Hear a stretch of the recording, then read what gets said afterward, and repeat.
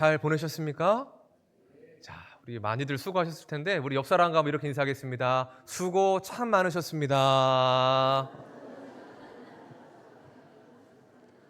명절 끝나고 나면은 후유증이 있고 또 여러 가지로 또 아프신 분들도 있다고 하는데 아무쪼록 하나님께서 늘 영육간에 강건케 하시는 은혜를 허락하여 주시기를 예수님의 이름으로 축복합니다. 자, 전 세계적으로 문제가 되는 사회적인 이슈가 있습니다. 그것은 바로 차별과 혐오입니다. 대한민국도 이 차별과 혐오의 문제가 심각한 상황에 이르렀습니다. 과학과 문명이 발달했습니다. 스마트폰 하나로 전 세계의 사람들과 교류할 수 있고 가까이 할 수 있는 시대입니다. 그런데 아이러니하게도 관계는 더 멀어지는 것 같고 차별과 혐오는 점점 더 심각해지고 있는 현실이라는 것입니다. 여전히 피부색에 따른 인종의 차별이 있습니다. 성차별도 있습니다. 나라와 지역에 따른 차별과 학력에 따른 차별도 있습니다. 게다가 생각이 다르다는 이유로 차별을 하는 그러한 일들도 있다는 것입니다. 더 큰 문제는 그 차별을 넘어 혐오에 이르게 되고 그 혐오가 범죄까지 나아가게 된다는 것입니다. 자, 그러면 왜 이런 문제들이 생기는 것일까? 제시카 노델이라는 학자가 쓴 편향의 종말이라는 책을 보면 이렇게 정의합니다. 차별과 혐오의 시대는 인간의 편향에서 시작되었다. 한마디로 사람이 가진 편향, 즉 편견 때문에 이러한 시대가 오게 되었다라고 주장하는 것입니다. 편견이란 공정하지 못하고 한쪽으로 치우친 생각이나 관점을 말합니다. 쉽게 말해서 색안경을 끼고 본다라는 것이죠. 여러분, 검정색 선글라스를 끼고 세상을 보면 어떻게 보일까요? 까맣게 보이죠. 빨간색 선글라스를 끼면요, 빨갛게 보이죠. 파란색을 끼면요, 파랗게 보입니다. 내가 그 렌즈를 꼈기 때문에 사람도 세상도 그 렌즈에 따라 그렇게 보인다는 것입니다. 그처럼 편견은 색안경을 끼고 사람을 보고 세상을 보는 것과 마찬가지라는 거죠. 문제는 그러한 편견 때문에 차별과 혐오가 만들어진다는 것입니다. 아일랜드 출신의 극작가인 조지 버나드 쇼가 이 영국 사회를 관찰하다가 중요한 사실 하나를 발견했다고 합니다. 그것은 미켈란젤로 마니아들이 로댕의 작품이라면 무조건 싫어하는 모습을 발견을 한 것입니다. 버나드 쇼는 그 편견을 깨기 위해서 미켈란젤로 마니아들을 초청해서 파티를 열었습니다. 분위기가 한창 무르익을 때쯤에 버나드 쇼가 나와서 마이크를 잡고 이렇게 말합니다. 여러분, 제가 귀한 작품 하나를 여러분에게 보여드리겠습니다. 그리고는 작품 하나를 내걸고 이렇게 말했습니다. 여러분, 참 멋있죠? 이것은 로댕의 작품입니다 라고 말을 했습니다. 자, 그러자 여기저기서 사람들이 웅성거리며 혹독한 비평이 쏟아지기 시작했습니다. 색이 왜 저 모양이냐? 그림의 구도가 왜 저러냐? 저것도 작품이냐? 역시 로댕이 그렇지 라고 하는 작품, 또 작품과는 상관없는 로댕에 대한 비하의 발언들까지 나오게 된 것입니다. 그때 버나드 쇼가 몹시 당황하고 미안한 표정을 지으며 다시 이렇게 말했습니다. 여러분, 정말 죄송합니다. 제 실수로 작품을 잘못 가지고 나왔습니다. 이 작품은 로댕의 작품이 아니라 미켈란젤로의 작품입니다. 그러자 그 말을 들었던 비평을 쏟아내던 그 장례는 한순간에 조용해졌다고 합니다. 여러분, 편견이 있는 한 우리는 바르게 있는 그대로를 볼 수가 없습니다. 그래서 우리가 살아가면서 버리고 깨어야 될 것이 있다면 그것이 바로 편견이라는 것입니다. 그것은 성도인 우리의 삶에서도 매우 중요한 부분인 것입니다.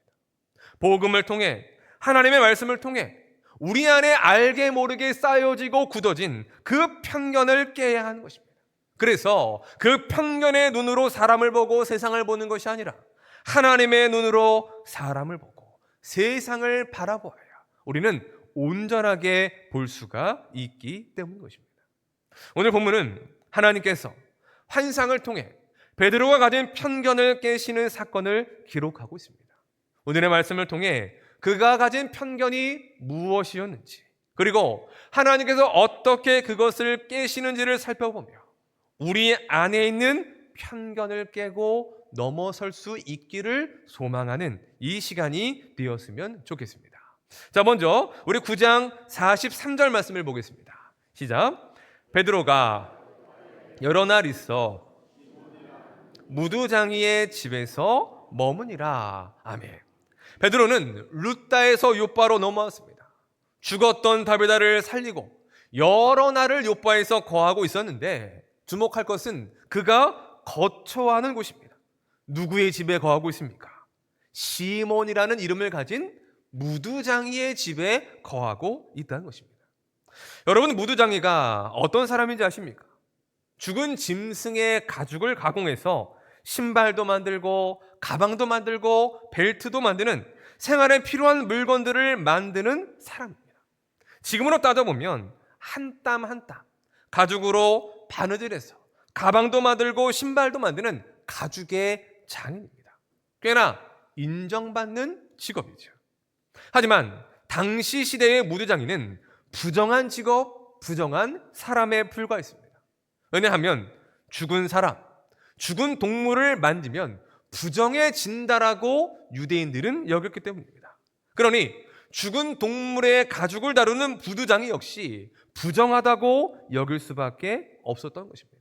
그래서 무두장이는 늘 사회와 격리되어야 했습니다.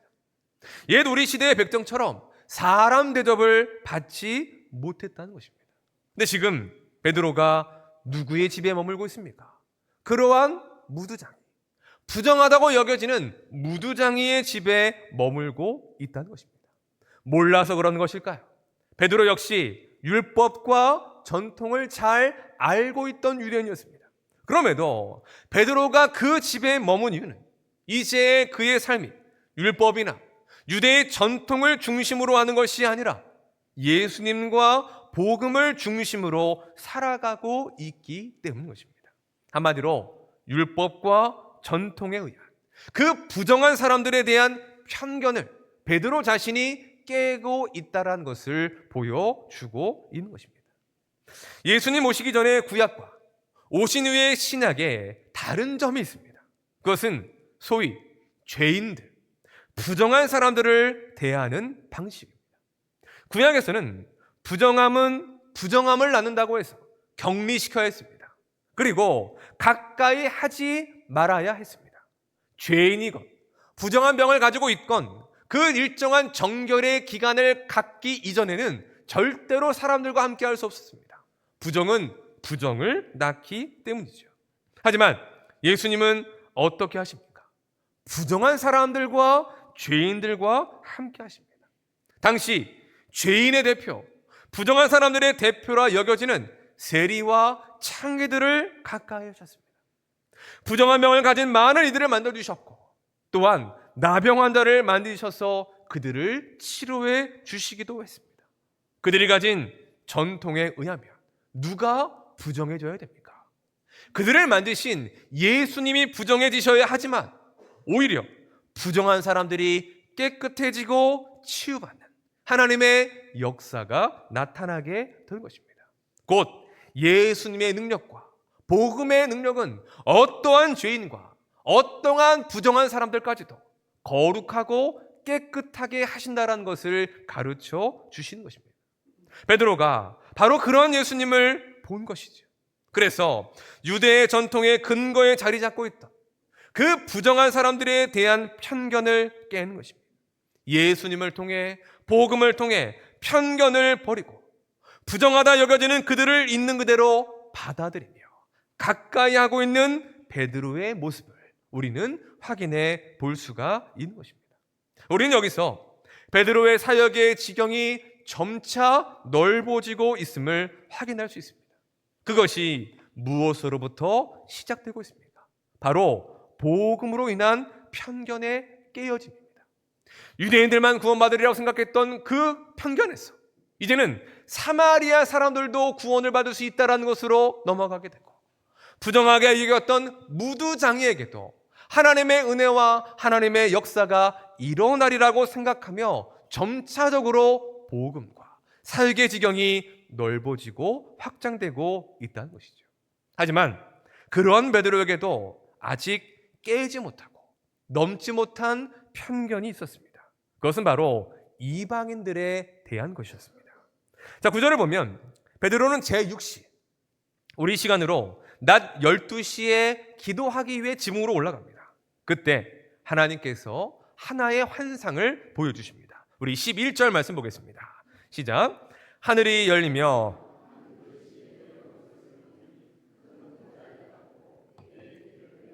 땅에 드리웠더라. 아멘. 무엇이 열립니까? 하늘이 열리고 하늘에서 하나의 그릇이 내려오게 됩니다. 그 그릇을 보니 무엇이 들어있느냐? 땅에 있는 4발 가진 짐승, 기는 것, 공중에 나는 새들이 있었습니다. 그리고는 이러한 음성이 들립니다. 베드로야, 일어나 잡아 먹어라. 자, 베드로는 배가 고픈 상태였습니다. 난 12시 밥을 먹어야 되는 시간이었는데 기도하고 밥을 먹겠다고 생각해서 먼저 기도하고 있었던 것입니다. 자, 그런 상태에서 그릇의 여러 짐승들을 하늘로부터 내려주시며 뭐라고 말씀하세요? 잡아 먹으라 라고 하시니 얼마나 감사한 일이겠습니까? 그런데 베드로는 이렇게 대답하고 있습니다. 자, 우리 14절 말씀 보겠습니다. 시작. 베드로가 이르되 속되고 내가 결코 먹지 아니하였나이다 한데, 베드로가 어떻게 합니까? 안 된다고 거절합니다.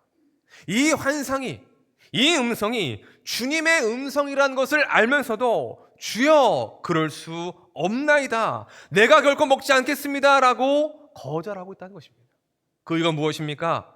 속되고 깨끗하지 않기 때문입니다. 곧 부정하다라는 것이죠.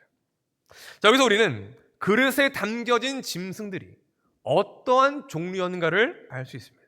그것은 율법과 전통에 의해 유대인들이 먹을 수 있는 정결한 짐승이 아니었던 것입니다.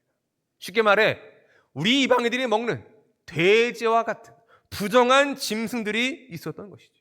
그래서 베드로는 주여 그럴 수 없나이다 라고 하며 거절한 것입니다. 자, 그러자 하나님께서 또 베드로에게 말씀하십니다. 자, 우리 15절입니다. 시작. 또 두 번째 소리가 있으되 하지 말라 하더라. 아멘. 뭐라고 말씀하십니까? 하나님께서 깨끗하게 하신 것을 내가 속되다 하지 말아라 라고 말씀하십니다.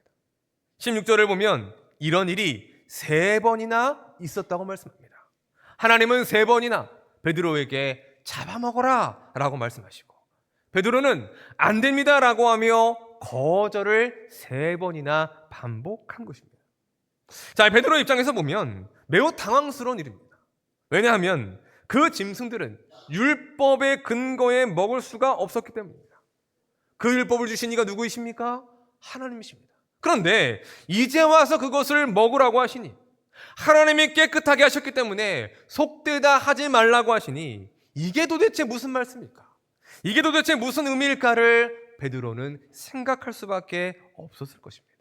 후에 베드로는 고넬료를 만나고 나서 그 환상의 의미를 깨닫게 됩니다. 자, 우리 10장 34절 35절 말씀 보겠습니다. 시작. 베드로가 입을 열어 말하되 하나님은 사람의 외모를 보지 아니하시고 각 나라 중 의를 행하는 사람은 다 받으시는 줄 깨달았도다. 아멘. 베드로가 무엇을 깨달았습니까? 하나님은 뭘 보지 않으세요? 외모를 보지 않으신다라는 것을 깨달았습니다. 또 하나님은 유대인뿐만 아니라 이방인들도 구원하기를 원하신다라는 그 뜻을 깨닫게 되었다라는 것입니다. 베드로의 이 고백을 통해 당시의 유대인들, 그리고 베드로와 예루살렘 교회의 모든 성도들이 가지고 있었던 편견이 무엇인가를 우리는 알 수가 있습니다. 먼저는 하나님에 대한 편견입니다. 그들은 하나님께서 사람의 외모를 보신다고 생각했습니다. 그 외모를 보시고 구원하신다고 믿었던 것이죠. 그 외모는 잘생기고 이쁘고 못생기고 덜 못생긴 그러한 차원의 외모가 아닙니다. 혈통을 말하는 것이지. 곧 아브라함의 후손들, 자신들만이 구원받으리라고, 하나님은 우리들만을 구원하신다라고 생각하고 있었던 것입니다. 그런데 그것이 무엇입니까? 편견이었다는 것입니다. 다음은 이방인에 대한 편견입니다. 그들은 이방인들을 속되다, 부정한 사람들이다라고 생각했습니다. 전승에 의하면 이방인들을 지옥의 땔감 정도라고 생각했던 것이 유대인들이었습니다. 그러니 유대인들 말고 사마리아 사람도 이방인들도 사람 대접을 하지 않은 것입니다. 사람 취급을 하지 않은 것이죠. 왜요? 우리만 하나님의 백성이고 우리만 구원받을 수 있다라는 그 자부심과 우월함 때문이었습니다. 문제는 사도였던 베드로 역시 그러한 생각과 편견을 가지고 있었다는 것입니다. 더 큰 문제는 무엇입니까? 그런 하나님에 대한 편견, 그리고 이방인들에 대한 그 편견이 깨지지 않는다면 땅끝까지 복음을 전하라고 하는 그 예수님의 명령이 온전히 이루어질 수가 없다는 것이 문제인 것입니다. 그래서 하나님은 베드로를 사용하십니다. 환상을 통해 고넬료와 그의 가정을 구원받는 사건을 통하여 베드로가 가졌던 그 편견을 깨뜨리신 것입니다. 하나님에 대한 편견을, 이방인에 대한 편견을 깨뜨리십니다. 그리고 이제는 그 편견의 눈으로 바라보는 것이 아니라 하나님의 마음과 하나님의 눈으로 그 이방인들을 바라보도록 만들어 주신다는 것입니다. 그러자 그 이방인들이 어떻게 보이기 시작합니까? 그 이전에는 부정한 사람들이었습니다. 속된 사람, 지옥의 땔감들이었습니다. 그러나 그 편견이 깨지고 그 편견을 걷어내자 그들 모두가 복음이 필요한 한 영혼들로 보이기 시작했다는 것입니다. 복음을 전하고 구원해야 될 사람들로 보이기 시작했다는 것입니다. 하나님은 베드로에게 말씀하십니다. 하나님께서 깨끗하게 하신 것을 내가 속되다 하지 말라. 이방인들은 속되다, 부정하다고 바라보았던 그 편견을 깨는 순간 하나님이 그 이방인들 모두를 깨끗하게 하셨다는 것을 볼 수 있게 되는 것이죠. 하나님은 그렇게 우리가 가진 그 편견을 깨고 하나님의 눈과 마음으로 사람을 보고 세상을 바라보기를 원하신다는 것을 오늘의 말씀을 통해 우리에게 가르쳐 주시는 것입니다. 사랑하는 여러분, 오늘의 말씀을 통해 우리의 모습을 돌아보았으면 좋겠습니다. 지금 우리가 사는 세상은 각종의 많은 편견들로 가득 차 있습니다. 또한 우리에게도 여러 가지의 편견이 있습니다. 하나님에 대한 편견, 또는 사람에 대한 편견, 사회에 대한, 교회에 대한 편견이 우리 안에 있지 않습니다. 그 편견들 때문에 누구의 마음을 상하게 하거나 또는 반대로 마음이 상하는 일들이 있지는 않으십니까? 오늘의 말씀을 통해 깨트려야 되고 넘어야 될 내 안에 자리 잡고 있는 그 뿌리 깊은 편견이 무엇이 있는가를 깨달아 알 수 있는 시간이 되었으면 좋겠습니다. 말씀을 준비하면서 저에게는 어떠한 편견이 있을까를 생각해 보았습니다. 참 많은 편견들이 있었습니다. 먼저는 담임 목사 직에 대한 편견이 있었습니다. 저는 담임 목사가 되기 이전 부목사 생활을 거치며 담임 목사는 부목사보다 편할 것이다. 담임 목사는 설교 준비가 쉽게 아주 술술 잘 될 것이다 라고 생각을 했습니다. 하지만 제 편견이었습니다. 부목사로 13년을 사역하며 교회에 대해서 잘 안다고 생각했었는데 담임이 되어보니 제가 그동안 보지 못했던 것, 생각하지 못했던 그런 일들이 얼마나 많은가를 깨닫게 되었습니다. 그리고 무엇보다 그 직분에 대한 무게감이 얼마나 크고 무겁다라는 것을 깨닫게 되었습니다. 여러분, 제가 키가 크진 않습니다.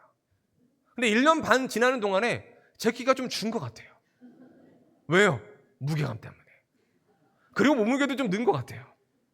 또 제가 아직 부족해서인지는 모르겠지만 담임 목사라고 해서 설교 준비가 술술 되고 그냥 쉽게 되는 것이 아니라는 것입니다.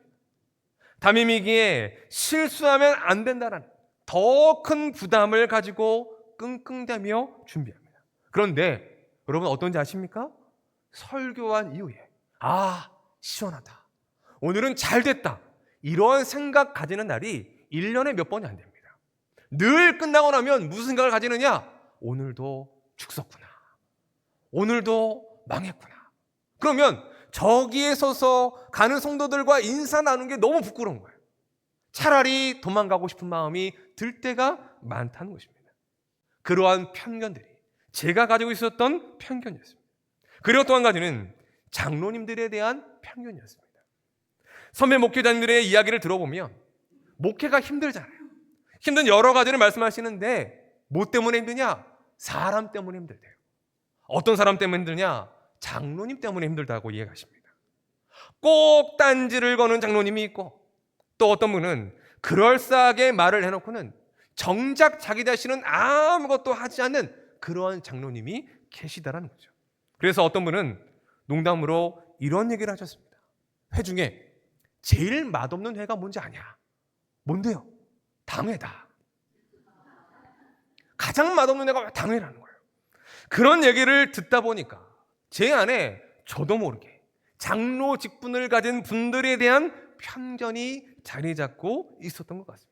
그러니 마음 가운데 생각하는 것이죠. 조심해야겠다. 말 한마디 하는 거, 행동 하나 하는 거, 특히나 장로님들 앞에서 당회할 때는 더 조심해야겠다라는 마음을 가졌습니다. 그리고 그런 마음을 가지고 우리 교회에 부임을 했는데 첫 당회를 할 때 얼마나 긴장이 되었겠습니까?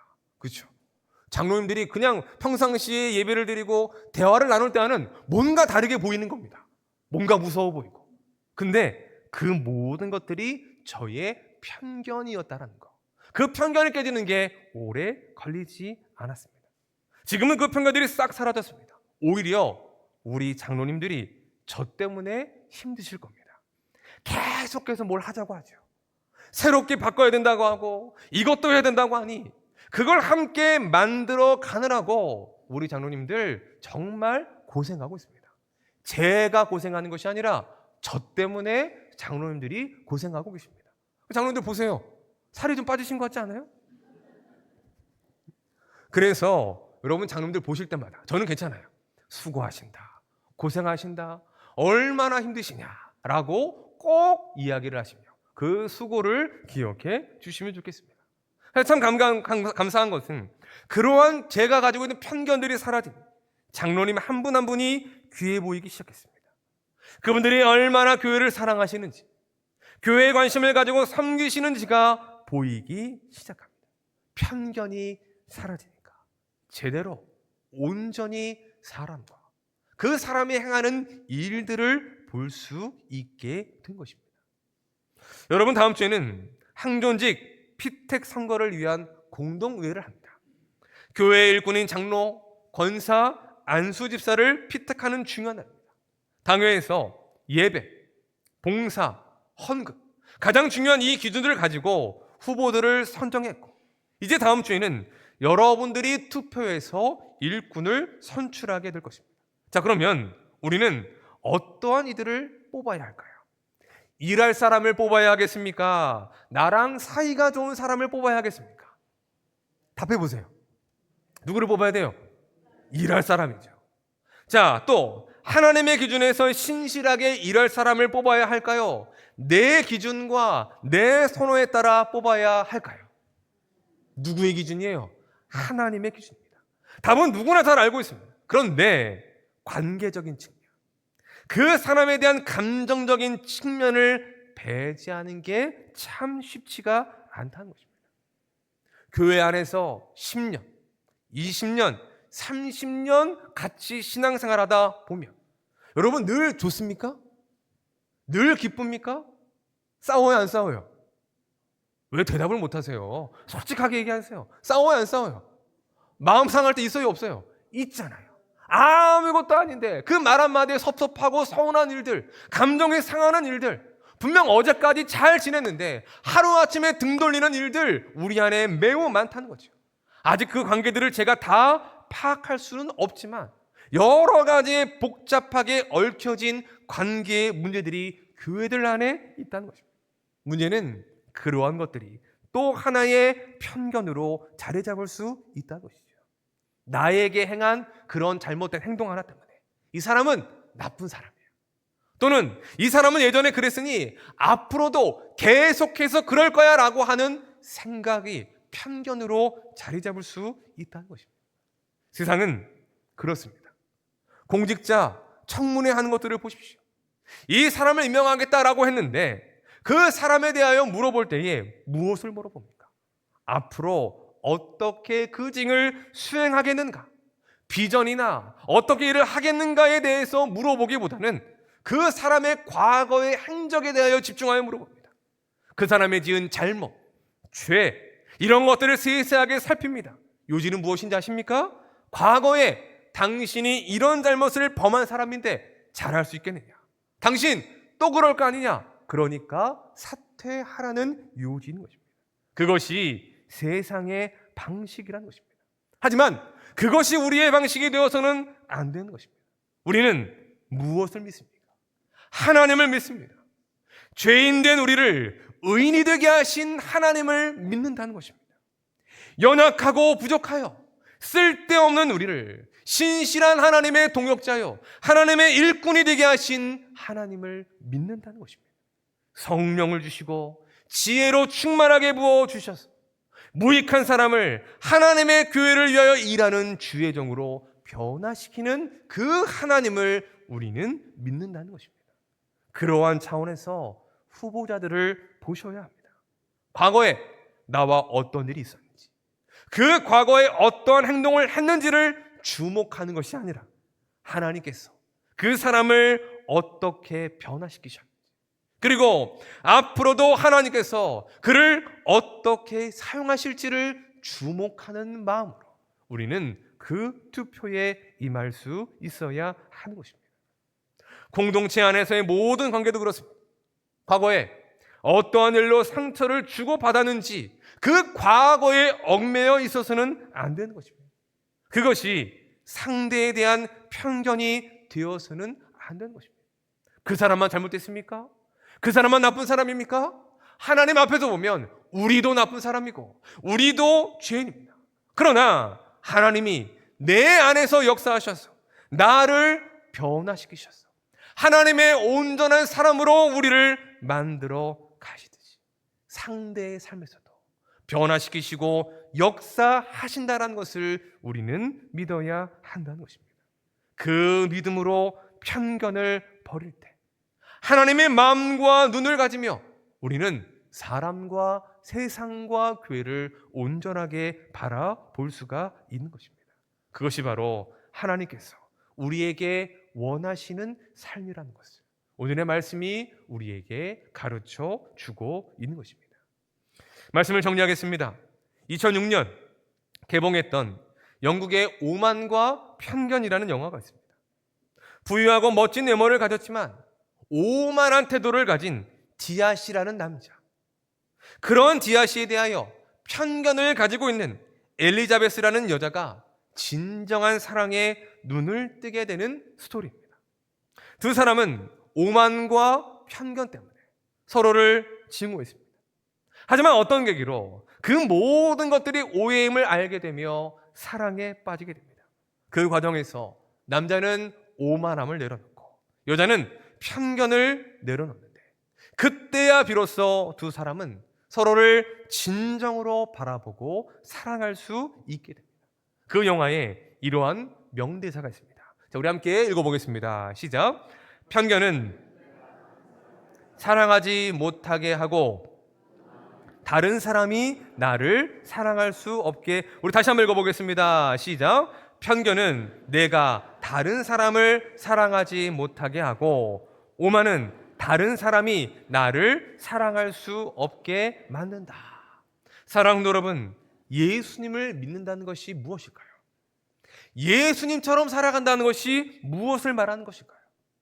오늘 말씀에 비추어 생각해 보면 이런 것이 아닐까 합니다.